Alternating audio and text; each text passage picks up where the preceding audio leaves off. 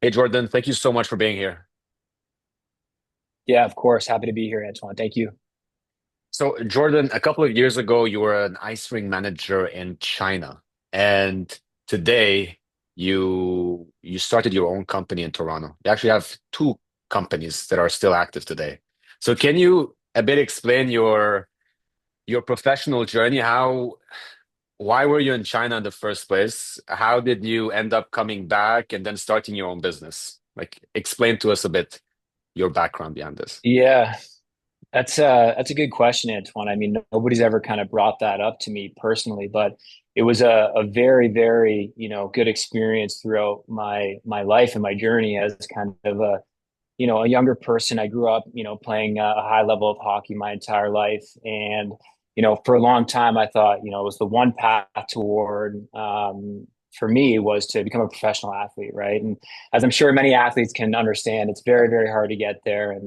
And so kind of going through the ranks and, going through junior and stuff like that, I started slowly realizing that, um, you know, I knew I wanted to get into the workforce at some point, but I always had this entrepreneurial bug from a very, very young age. And so a China opportunity kind of came to me, just through, a mutual connection where somebody needed some help running an ice rink out there. And so, I'm talking to my parents. They're thinking, it's a little bit crazy, but the pay was really, really good. And I said, you know what? In between this time of finishing hockey, kind of taking some time off from the school route, I thought maybe this could be a great idea to just experience a different culture and, just learn a lot of different things about another country, which is exactly what I did. So went out there for, the better part of about 6 months it was. And then, as I started coming back, I knew I had, my goal was to start a company at that point, but I wasn't really sure what I wanted to start. I didn't really have too many, skills, I guess, in the business world. So I jumped into the workforce through a 9 to 5 job, for a company called AdLib Software. And then I moved over to Shutterstock. And I always, had this something in me where I couldn't stand the fact that I had to, work all these hours for somebody else doing something that I didn't really enjoy doing. And so that's what led to, my first company, which was Cloudify Marketing. And pretty much what happened was at Shutterstock, we were doing these massive commercials and massive social media campaigns for, huge brands, right? McDonald's and Pepsi and all these huge brands. And we would get all of these calls from very small businesses, local businesses that would need social media help. And so it kind of got me thinking, if I learned the skill of social media, maybe I could, extend my service to them for kind of a small monthly retainer, right? So that's kind of what I did is I started in my local town of Burlington, Ontario in Canada. And I started selling social media services. And the way I learned that was through, actually, it's funny. His name is Ty Lopez. I'm not sure if you've heard of him, but he sold a Yeah. course. So it kind of got me. I bought the course. I learned how to create content, how to, kind of get my first client. And I'll never forget that moment when I got my first client. It was a dentist in Burlington. I still have him to this day, 4 years later.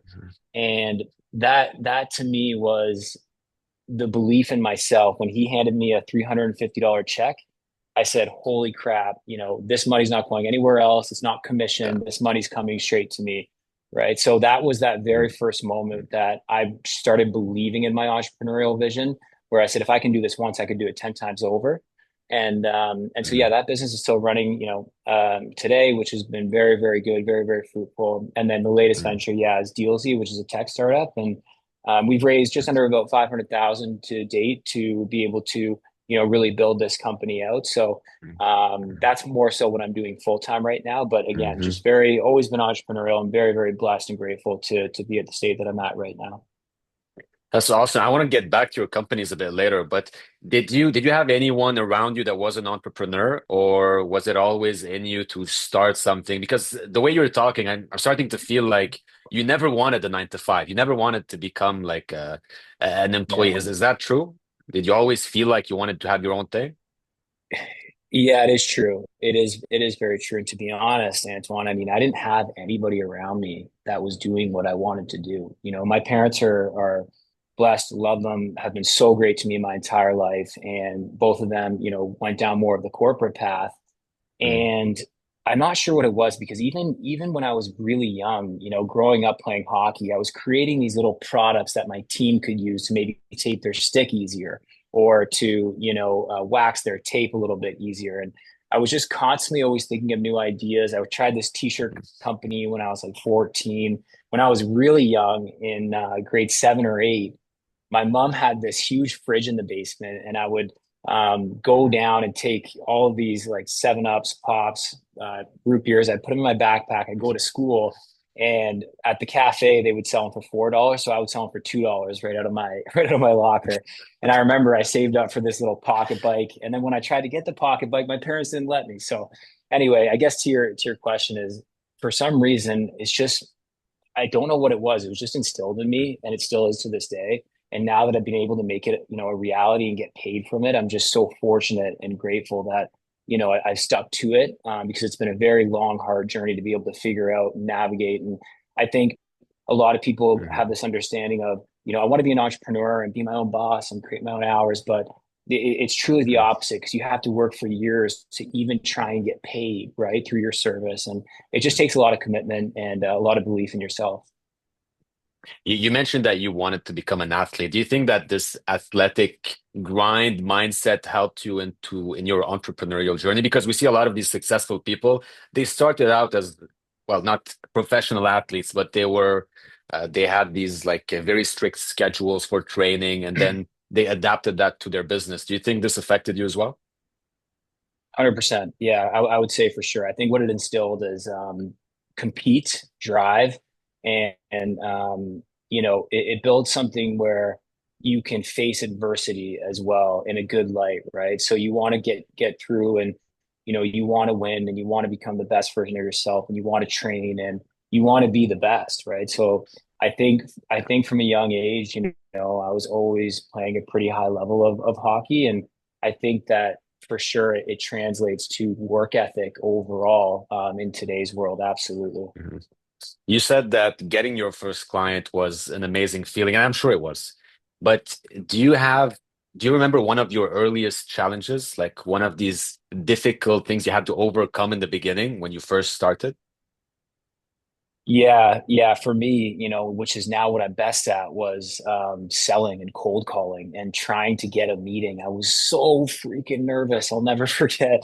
I was so nervous, and I didn't know, because you kind of have that imposter syndrome, especially at the beginning. Like, what do I deserve to be in this position?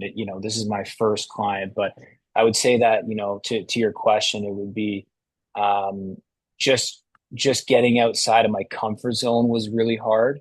And then once you kind of embrace that and you get that first hit of confidence, that's when things can really start to take a turn. And, even for anybody trying to get into this space, even just following along some of the big influencers that are kind of preaching some of this stuff, and it gives you different ways to look at, some of these metrics. Like, I remember I heard a quote where, maybe you make 10 calls and 9 of them don't go well, but on the 10th one, you sign somebody for $1,000 a month, right? And so when you think about it, if you break down those 10 calls, technically each call was $100, right? So you made $100 each call that you made until you got to that 10th one. So there's all these little tactics that you can kind of play in your brain to be able to make it a little bit better and easier for yourself. But yeah, I would say just kind of getting outside of my comfort zone and really selling and cold calling.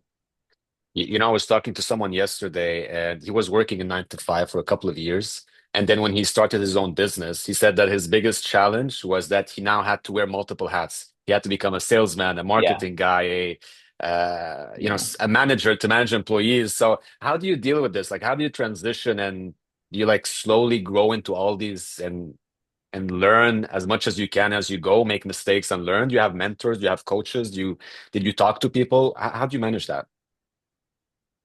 My answer is simple. It's YouTube. I look up everything on YouTube that I don't know how to Yeah. do. I'll go to YouTube and I'll type in, how do I do X? And there's times where even if it's something technical, like I'll go in there, type it on YouTube. There will be someone that has a tutorial that I will just pause and then do, and then pause and then do, right? So I'll just constantly be self-learning through YouTube. It's always, for some reason, it's just what's worked for me. I mean, in terms of wearing multiple Mm, hats, I'm blessed to be able to I have found some great people that definitely help throughout the journey, finding a co-founder, finding a technical lead, which I'm not technical myself. And I think, being able to have confidence in the people that you bring on board is another hard thing to do. But I think, back to kind of one of the earlier questions is it just kind of comes back to that, the grit or the determination that you want to be able to get to this certain point. And so if you have to learn something, you just have to do it. You just have to go through it. I don't know if I'm answering that, probably in the best light, Mm, but it's just, figure out a way to understand what it is, if it's marketing, sales, if it's, something operationally, financially, even we were looking into different AI tools and things that we could use and how to build up more of an AI platform for Dealsy. And we hired a consultant downtown Toronto, went to his office for a full day and learned everything we needed to know about that. Right. So it's just kind of, figure out a way to be able to either talk to someone who can teach you or learn it on your own online, right? Because there's so many tools out there on the internet right now. that's awesome. And Jordan, do you think that your experience in, for example, Shutterstock helped you or guided you towards building those businesses? Because you didn't stay there a long time. And how do you think No. this affected you? Um, I would say, definitely there's a couple positives and a couple negatives for sure. Yeah. The positives were you kind of learn um, different softwares and tools that you can use that big businesses use, so you can strive towards using, or that might help you get to the next level. Mhm. You always learn from your managers, and I'll never forget as well being able to be kind of coached throughout, cold calling and getting outside of my comfort zone, which for sure transitioned into the next side of the business. But, um, in contrast, I would say the negative side is just you just kind of learn at those companies if you are an entrepreneur what you don't want, right? And I'll never forget I was talking to a colleague at that company and I was having this conversation like you and I are having right now. And he said, look down the road, look at somebody who's about 10 or 15 years older than you, kind of in that trajectory in this company. And do you want to be like them? And instantly my answer was no. Right. And so when I kind of saw that and I said, I don't really want my life to play out this way, I've always kind of known, in a way it was good because it just showed me what I didn't want as well. What do you think are the skills that you've developed the most since you became a founder, an entrepreneur? What is something that you would say is the most important skill that you have, soft or hard skill? Um, I would say throughout the journey is just, I would say, the ability to handle pretty well almost every conversation. Whether it be with your own people, external people, investors trying to raise money.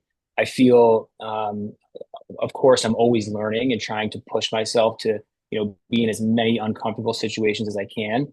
But I would say, the answer that first came to my head when you asked that question would be that, just being able to be confident in most situations where I know that um I need to just do my best in order to move the company forward, if that makes sense. Mm, interesting. And for your companies, did you consider starting with somebody, or were you more of the I want to do something by myself? Did you look for co-founder? Like, did you, how much did you give this, how much thought did you give into this? Yeah. At first, I didn't even really know, even with the social media stuff, I didn't even think about starting with somebody else. It was just me, myself, and I didn't care. But again, then I quickly started to realize that, holy crap, I need help. So I said, the next venture, no matter what I do, I'm going to need a co-founder. And I mean, there's so many reasons, somebody, even if it's not necessarily, I'm not trying to say this in a, it's always productive, of course, getting a co-founder. You want to find the right person, but it's also just somebody to, build a business with as well, right? Share the wins with. It's, sometimes when you have a big win and you have nobody to call, it can get pretty lonely. So Yeah. obviously you want to make sure you find the right skills and you want to get along with that person. But, you know, eh, what I have realized too, especially with building Dealsy, is you want to find the right people to fill these roles, right? So you want to find A+ players who can do a great job, and everybody can stay in their lane while also collaborating as a team. But yeah, I mean, co-founders are, in my opinion, extremely important for so many reasons. So Cloudify marketing has been up and running for more than 4 years now. Do you want to talk to us a bit about what exactly you do there? What are the services that you offer? Yeah, yeah. Cloudify is very simple. We handle social media pages for small to mid-sized business. So pretty much what will happen is, we'll jump on a call with a business that needs some help with social media. So creating content, posting content, engaging with their local community, and we'll just get them on a monthly retainer and pretty much handle it full service kind of turnkey for them. So very simple. It started off as a full digital agency, and then what I realized is that everybody was looking for specifically social media, and so that's kind of what I veered into, and so they just pay us, yeah, again, a monthly, and continue to kind of scale the business that way. Jordan, that's really interesting because a lot of people, successful people I talk to, they always tell me that it's usually like small businesses. They make a lot of money, but they don't really care about the digital side. They say, I want to have a digital presence, but I'm doing okay and I don't really understand it. So I do see Mhm. the need for this business. So how do you acquire these clients? Because the way I see it, what you're offering is for people who either don't have the time or maybe don't have the knowledge or like, what type of businesses do you look for Cloudify? Um, for Cloudify, I mean, I don't want to give away the secret sauce, but again, the secret sauce is, in my opinion, for social media is going after very boring businesses. I believe that, roofing companies, construction, landscaping, Yeah.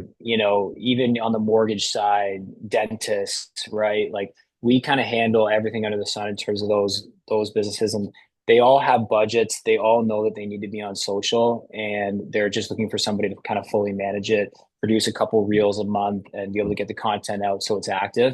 So I don't typically try and go for very high end businesses that need a Mm, designer, that need to create these crazy campaigns. I'm just kind of, in my own lane, out of the limelight, just taking care of a lot of, I guess you could say, yeah, just boring businesses that do have budget and know that they need it. In terms of finding them, I'll typically get some lead lists, send out cold emails just on an auto recurring campaign, built mm, out through a cadence. And then if I find that they've clicked them a lot, typically I'll just pick up the phone and call them. And then, yeah, that's typically how the business is run. It's very black and white with that business. I don't believe it yeah. has to be overcomplicated at all. And it's been very fruitful. And to anyone that is going to be listening, the skills that you need are very, very basic. You can learn it very easily, and the margins are unbelievable in terms of the work that you do for the payment that you get. Mm. That's awesome. And what I really like about this is the fact that your first client is still a client today. So this really speaks a lot Yeah, about relationships. So do you think that with each one of your clients, there's some kind of personal relationship beyond the emails and the texts and the phone calls? Is there some kind of human relationship that you nurture along the way? absolutely. Yeah, I would say for sure. I think that's another thing that a lot of agencies might miss is they're just kind of, treated like a number. And, when you can, have conversations with your clients and be able to talk to them, if they give you a call, you pick up the phone and answer yourself. I really do love dealing that way. I know that technically, in terms of really scaling that business, is that going to be feasible? Obviously not. But for right now and, doing a great number, I I do like being able to have direct contact with clients and make sure that they're happy, so we're happy, so we just don't, see too much churn throughout the year. Awesome. And while this was going pretty well, you still decided to open a second company. You decided now is the time. Yes, About a year ago, you said, I want to open another one, Dealsy. Can you talk to us a bit about it? What you do there? absolutely. Yeah. Dealsy is a marketplace that allows restaurants to upload deals, exclusive deals, and it allows users to find those exclusive deals through our mobile app. So it's again a very simple solution. I remember a couple of years ago, I had this idea, and it stemmed from me being in the back of a car with some friends, and we were all looking for a cheap place to eat. And it was a Monday night, and we were looking for wing specials. So we typed in Monday night wings on Google, and I was seeing all of these listings, and I would click on one of them. I'd call the business, and they'd say, "Yeah, our website's out of date. That wing special was from 2 months ago." Call the next one, same Yeah. thing. Call the next one. Finally, I got one. But then I started thinking, like, first of all, that was a terrible experience. And why are these so inaccurate? There's all of these deals around us that live in A-frames on windows, right? You have to walk by them in order to see them. Why can't you see those from your pocket? So I went down to my little whiteboard. I started drawing at these wireframes. I'm like thinking about it. Could this be a good idea? Started contacting restaurants to see, would this be something that you're interested in doing? And they said, I don't know why there's not a platform that exists for specifically our restaurant deals. And so that's where early I started to get a little bit of validation. And again, that's where I kind of started working with my co-founder.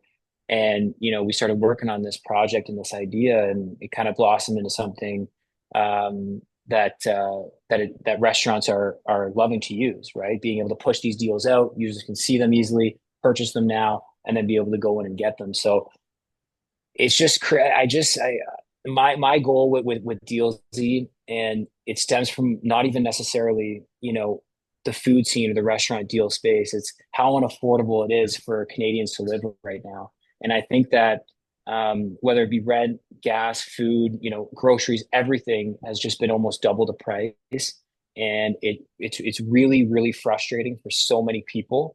And there's all of these deals. So all we're trying to do, and that's why we named it Deals, is because we want to be able to venture outside the restaurant industry at some point, is to, aggregate all of these deals into one platform so people can easily find them locally to them, and then be able to go in and save money every single time they want to do anything. That's really awesome. I really like that you saw a problem and you decided to do something about it. I mean that's Yeah. what it comes down to, right? Because a lot of people Yeah. are always thinking about their next big idea, but at the end of the day, if there's a problem that you encounter and you find a solution for it, oh, that's a great business model, isn't it? Yes, yeah, you gotta just do it. And I think that's the biggest thing. And I have people to this day reach out to me saying, "Hey, Jordan, I had the same idea as you." And I'm like, that's I feel like so many people might have had this idea, or Instagram, or Instacart, whatever idea it was. Mm, But if you don't act on it, like you said, it doesn't really mean anything. And yeah. I know, and again, for anyone that's listening, I didn't know anything about coding an app, absolutely nothing. And now we have a product in market. We've raised a few $100,000, Mhm. um, and we're seeing transactions happening every day. So it is very doable for somebody with no technical background at all. That's also very interesting because when I was growing up and have a Middle Eastern background, I had to become a doctor or an engineer or one of these scientific jobs. But today, if you talk to the younger generation, everyone wants to become an entrepreneur. And a lot of these Mm. people don't have a tech background. So, as someone without a tech background who was able to build a tech company, uh, what would you say to these people? What do you tell them? Like, what really helped you in building this, and how did you get the confidence to get into this field without decoding experience? I just didn't care. To be honest, I didn't care. I knew that this was a problem that I wanted to solve, and I was going to do anything I could to be able to figure it out. And at the time, I had about an extra kind of $3,000 to $4,000 I was able to spend on something, which was an idea. And I think I would do it differently with all the AI technologies that you can utilize now. But at that time, this stuff, ChatGPT wasn't there, Copilot, none of that stuff was there.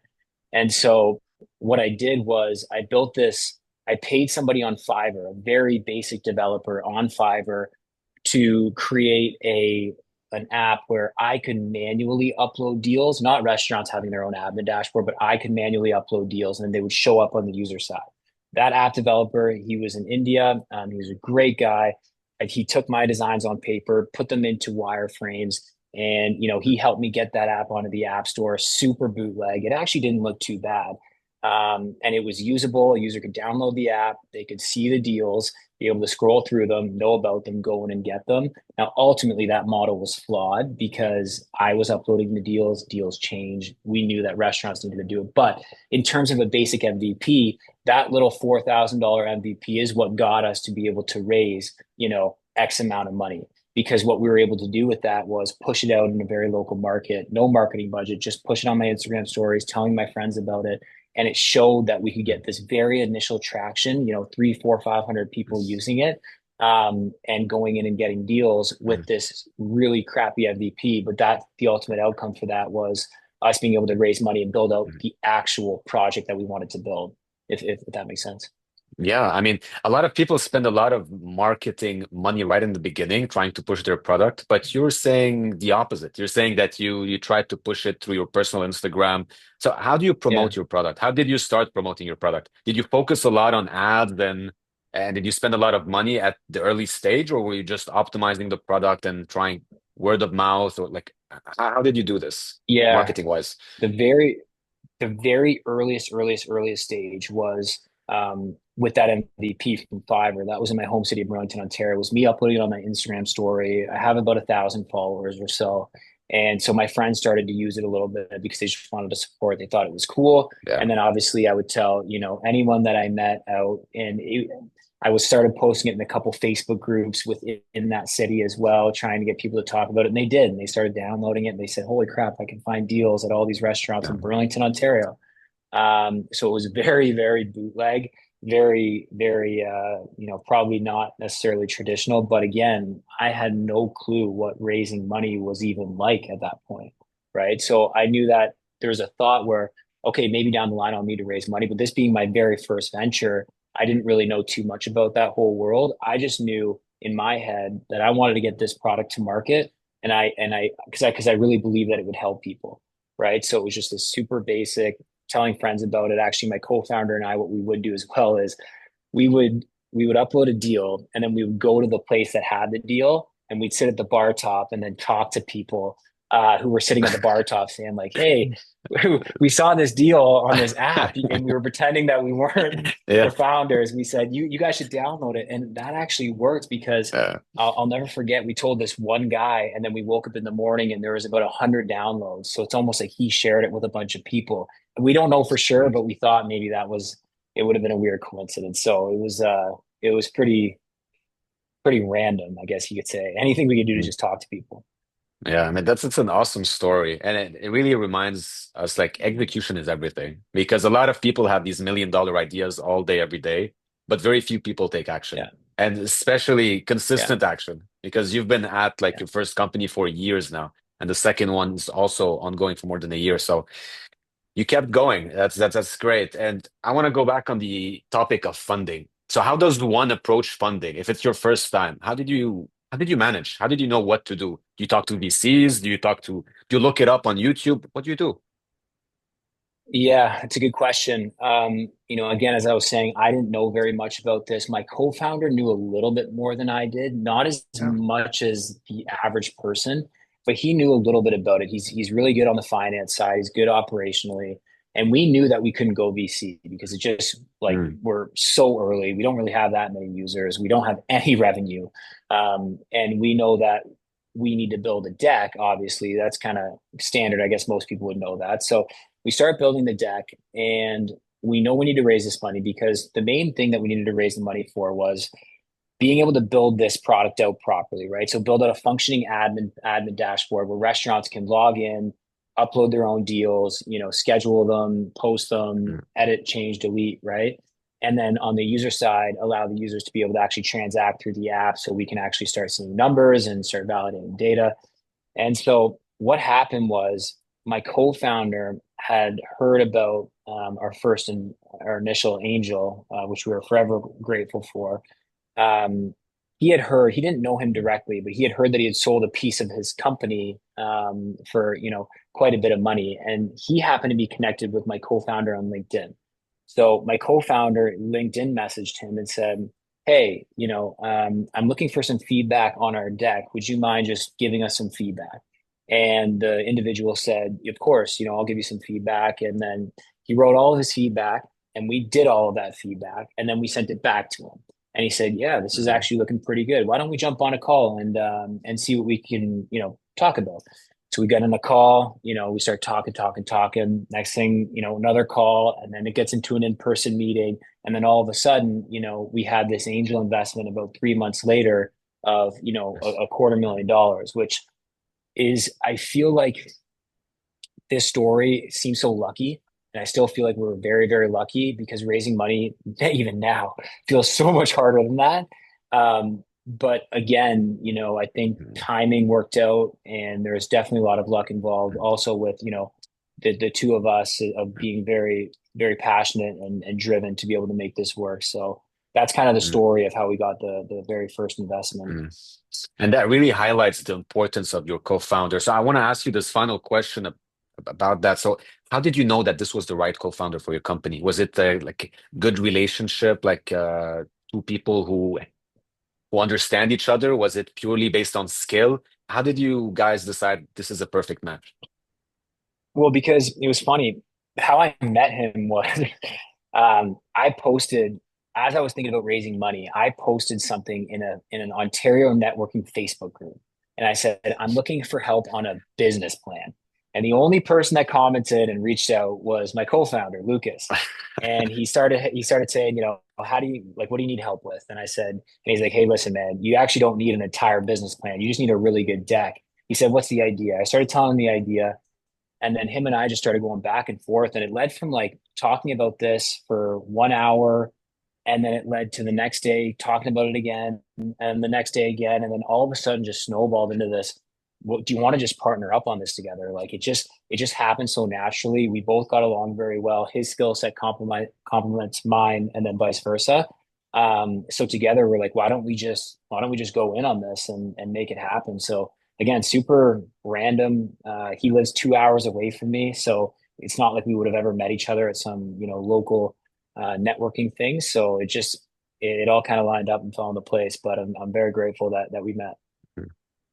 That's that's such a fun story because if you didn't have Yeah, if you didn't put out that post, maybe this company would have never existed. It really tells you about just taking action. Really emphasizes the point of like executing, taking action, just do it kind of mentality. take action and communicate. And I think it goes back Yeah, to earlier in the conversation of just if you don't know something like ask somebody or like it's yeah, not hard, right? It's yeah. simple communication. It's just even again anyone listening if they're trying to raise money even like we did start asking people not for money but for advice for feedback for can I get your opinion, right? Just like create that relationship with people and even if it's posting in a Facebook group, if you're looking for a technical co-founder, like find that group on Facebook and post in it, right? And you never know, like you said, it comes down to just taking action and talking to those people and putting in the time. Jordan, I want to thank you. Thank you so much for taking the time. I really enjoyed this conversation. That was great. Likewise, really appreciate it, Antoine. Thank you so much.